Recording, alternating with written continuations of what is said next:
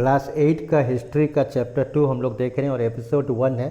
कोशिश करें कि इसी टॉपिक में ख़त्म करें। ये एक इस चैप्टर में हो सकता है किसी बुक में ये कंपनी दिया होगा establishment of the company east India company, या किसी जो बुक में दिया होगा फ्रॉम ट्रेड टू टेरेटरी, कि किस तरह से इसमें यह दिखाया गया जब औरंगजेब के मरने के बाद 1707 एडी जो ईस्वी में औरंगजेब मरता है, तो उस समय किस तरह से अंग्रेज जो है ईस्ट इंडिया कंपनी पावरफुल होती है, और पावरफुल होने के बाद उसने कैसे अपने आप को एक बिजनेसमैन से, जो एक ईस्ट इंडिया कंपनी था जो ट्रेड करने आया था, वो अचानक किस तरीके से पावरफुल हो जाता है और पूरे भारत को वो कब्जा अपने क्षेत्र में ले लेता है। तो इसी की एक कहानी हम लोग इसको जो देखेंगे, यहाँ पर देख रहे हैं फ्रॉम ट्रेड टू टेरेटरी। अब इसमें जैसे आते हैं कि Aurangzeb was the last of the powerful Mughal rulers, he stabilise control over a large part of the territory. तो यहाँ पर हम पहले ही बोले कि औरंगजेब जो था अंतिम शासक था मुगल्स का, और जो कि पूरे ही stabilise control over a large very large part of the territory, कि जो भारत के लगभग इंडिया का जो उस समय भारत कहलाता था उसमें लगभग तक सारे जो एरिया था उनका कब्जा था। But after his death in 1707, कि जब उसको मृत्यु होती है 1707 में, तब वहाँ पर क्या होता है, मेनी मुगल गवर्नर जो सूबेदार था उस समय and big zamindar began asserting their authority and stabilisement regional kingdom, कि जब 1707 में मरने के बाद, जो औरंगजेब के डेथ के बाद, जो छोटे छोटे सूबेदार थे या सूबा था, सूबा मतलब क्या होता है, जो क्षेत्र थे छोटे छोटे जिसको दे दिया कि आप चलाइए और जो टैक्स हमको दीजिएगा, और जमींदार को लोग क्या कि उसको कुछ विलेज दिया जाता था कि उनको कि आप यहाँ से रेवेन्यू कलेक्ट करें, और वो उसका ऑक्शन होता था, नीलामी होती थी। तो इस तरह से as powerful regional kingdom emerge in various parts of India, कि भारत के बहुत भागों में जो है रीजनल जो क्षेत्रीय जो साम्राज्य था उसका उभरने लगा। Delhi could no longer function as effective centre. अब दिल्ली जो केंद्र का सत्ता का जो एक ध्रुवीकरण था, जो एक सेंटर था जो पावर का, कि कहाँ से तय करता था, कि दिल्ली जो तय करता था किस तरह से पूरा सेंटर चलेगा, वो वहाँ से हटने लगा। By the second half of the 18th century, however, a new power was emerging on the political origin. अब इसकी जो कहानी है, जैसे ब्रिटिश जो था, ब्रिटिश एक्चुअली जो था ईस्ट इंडिया कंपनी, जिसका आगे हम चर्चा करेंगे, तो वो कहाँ से उभरा, कैसे ये पॉलिटिकल ओरिजिन जो सेकेंड हाफ में खासकर 1756 से ये अपना प्रभाव बढ़ाने लगा। तो did you know that British originally came as a small trading company, जैसा हम बताया कि एक ट्रेडिंग कंपनी था ईस्ट इंडिया कंपनी, और वो ट्रेड करने आया था। Where eligible to acquire territory, वो इतना बड़ा क्षेत्र को कब्जा कर लिया। How then did they come to master of the vast empire, कैसे वो एक इसका मालिक बन गए, इतने बड़े वास्ट एम्पायर जो औरंगजेब पूरी तरह से कब्जा किया होता है। In this chapter you will see how this could happen. तो यहाँ पर एक पिक्चर्स को दर्शाया गया है। फिगर 1, बहादुर शाह जफर जो है and his sons being arrested by captain Hudson. ये कहानी, ये जो पिक्चर दिया गया 1857 का है, जब रिवॉल्ट ऑफ इंडिया हो रहा था, उस समय का सीन दिया हुआ है। बहादुर शाह और उसके लड़के को किस तरीके से हडसन ने कब्जा किया, जो इंडियन, जिसको फर्स्ट इंडियन इंडिपेंडेंस कहा जाता है, ये एक पिक्चर दिया गया है। तो यहाँ पर जैसे देखते हैं कि after Aurangzeb there was no powerful Mughal ruler, but Mughal empire continue to be symbolic important. लेकिन फिर भी जो उसको उतना पावरफुल नहीं था, लेकिन उसके जो साम्राज्य थे, राजा थे, वो एक महत्वपूर्ण माना जाता था। And in fact when a massive rebellion in 1857, जब पूरी तरह से विद्रोह हुआ था 1857 में, Bahadur Shah Zafar the Mughal empire of the time, उस समय जो उसके राजा थे, was seen as the natural leader, उसको नेता माना गया। And once the revolt put down by the company, जब कंपनी ने उस विद्रोह को दबा दिया, Bahadur Shah Zafar was forced to leave the kingdom. जो आप लाल किला देखते हैं, रेड फोर्ट देखते हैं, वहाँ पर बहादुर शाह जफर रहते थे उस समय, लेकिन उनको ज़बरदस्ती कहा गया कि आपको यहाँ से जाना होगा 1857 के विद्रोह के बाद। तो यहाँ पर इसी चीज़ को हम लोग देखेंगे, कहाँ से किस तरीके से आया। अब इससे पहले जब डिस्कस करते हैं तो हम लोग पहले चलते हैं नोट्स में, व्यापार से साम्राज्य तक। जैसे हम पहले भी बताया कि ट्रेड टू टेरेटरी इसका चैप्टर है एनसीईआरटी बुक का, जिसको व्यापार से साम्राज्य तक किस तरह से बिजनेस करते वो साम्राज्य में अधिपति होता है, या किसी बुक में होगा एस्टेब्लिशमेंट ऑफ कंपनी पावर, कि कंपनी का क्या पावर था। तो यहाँ पर जो सबसे पहले आपको नोट्स में याद रखना है कि end of the Mughal empire, जो मुगल एम्पायर का जो सत्ता है खत्म हो गया। Aurangzeb was the last ruler of the powerful Mughal rulers, कि मुगल शासक का अंतिम पावरफुल शक्ति था। जैसे लास्ट रूलर कौन था, बहादुर शाह जफर, जो 1857 में, जो अभी आपको हम पिक्चर दिखा रहे थे कि वो अपने लड़कों के साथ था। इन 1707 after his death many Mughal governor, जैसे हम बताया सूबेदार या बिग जमींदार जो कि लैंड लॉर्ड्स था, स्टेबलाइज दियर रीजनल किंगडम। अब India east India company comes first. तो यहाँ से हम इससे पहले फिर एक आते हैं पिक्चर पर, अगर इसको आप गौर करेंगे तो यहाँ पर ये जो पिक्चर्स है ये वास्को डिगामा का है। वास्को डिगामा 1498 में वो एक पुर्तगीज जो कि सेलर था, वो जहाज़ लेते हुए कालीकट पहुँचता है जो केरल के पास, और वहाँ से वो जितना भी सामान से अपने जहाज़ में स्पाइसेस सब ले जाता है, और उसका जो कॉस्ट पड़ता है जब वो पुर्तगाल पहुंचता है तो वहाँ पर वो उसको 60 टाइम ज़्यादा में सेल कर देता है, प्रॉफिट में 60 टाइम ज़्यादा प्रॉफिट में, सेल नहीं उससे ज़्यादा प्रॉफिट, 60 टाइम प्रॉफिट में वो उसको वहाँ पर सेल कर देता है। तो ये जो वास्को डिगामा था जो कि सी रूट समुद्री रास्ता खोजा था इंडिया का, कि समुद्री रास्ता जो सी रूट खोजा था कि किस तरह से इंडिया पहुंचा जाए, वो वहाँ पर पहुंचा और उसने अपने जहाज़ से पूरी तरह से सारा कुछ लेके गया। तो ये था माने वास्को डिगामा।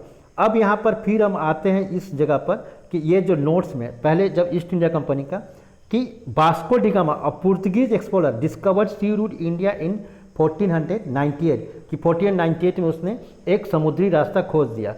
अब उसके पीछे पीछे क्या किया, जब लोग जो थे यूरोपियन कंट्री थे वो सरप्राइज किए कि ये क्या, कौन ऐसा कंट्री है, भारत के बारे में सुना हुआ था लोग, लेकिन उसके सी रूट समुद्री रास्ता नहीं जाते थे।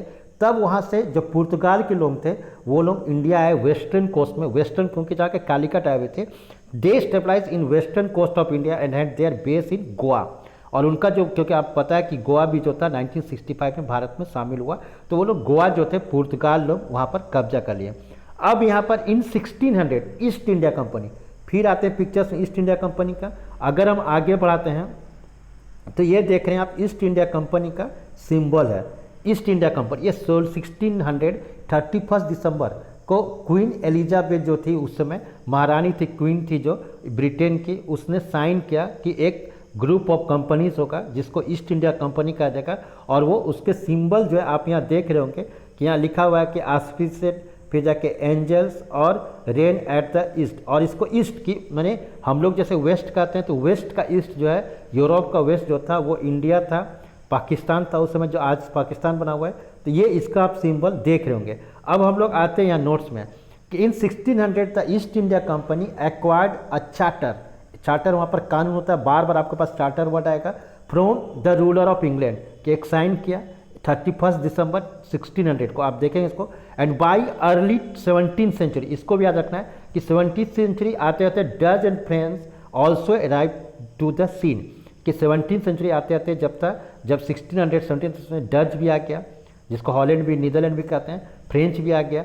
तो यहाँ से आने से पहले फिर हम बुक में आते हैं यहाँ पर कि east India company comes east. In 1600 east India company acquired a charter from the ruler of the England Queen Elizabeth I, granting the sole right to trade with the East, कि उसको अधिकार मिल गया कि वही ईस्ट इंडिया कंपनी ही जो east में business कर सकता है। This meant that no other trading group in England could compete with the east India company, कि ईस्ट इंडिया कंपटीशन के लिए जो कंपनी था उसका कोई कंपटीटर नहीं रहेगा ब्रिटेन से, सिर्फ ईस्ट इंडिया कंपनी जो ग्रुप ऑफ कंपनीज है उसको बिजनेस करने मिलेगा। सो विद दिस चार्टर मैंने इस कानून के तहत company could venture across the ocean, cross the looking for new land from which it could bye goods at cheaper price, कि वो इंडिया पहुंचा कि सस्ता में खरीदा जाए।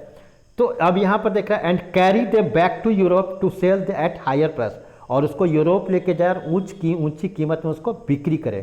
The company did not have to fear competition from other English trading company. ये सबसे बड़ा था कि अब इंग्लैंड से कोई भी कंपनी बिजनेस करने इंडिया नहीं आएगा या जो ईस्ट में नहीं आएगा, तो इसको हम लोग कहते हैं मर्केंटाइल ट्रेडिंग कंपनी। क्या हो गया कि उसको जितना मर्जी हो प्रॉफिट कमा सकता है, उसको कंपटीशन नहीं है, so that they could cheap and sell clear. The royal charter जो शाही चार्टर था however could not prevent other European power from entering the eastern market. लेकिन ये जो चार्टर था, शाही फरमान था, शाही कानून था, जो वो सिर्फ ईस्ट इंडिया कंपनी या इंग्लैंड से कोई आ सकता था, लेकिन यूरोप से सारे लोग ईस्टर्न मार्केट में आ सकता था। तो by the time the first English ship sail down to the west of Africa, Africa होते हुए round to the cape of good hope and cross the Indian ocean, कि इंडियन ओशन क्रॉस करते the Portuguese had already stabilise their presence in the western coast of India. जब वो लोग आए तो उन लोगों को पता चल गया कि जो गोवा ऑलरेडी जो है वो कैप्चर हो चुका है, पुर्तगाल उसको कर चुका है। In fact it was Vasco da Gama Portuguese scholar who had discovered the sea through to India in 1898। So by the early 17th century, Dutch too were exploring the possibility of trade in the Indian Ocean. Dutch भी चाहता था कि trade Indian ocean खोले। Soon the French trader arrived on the scene, तो यहाँ French भी आ गया।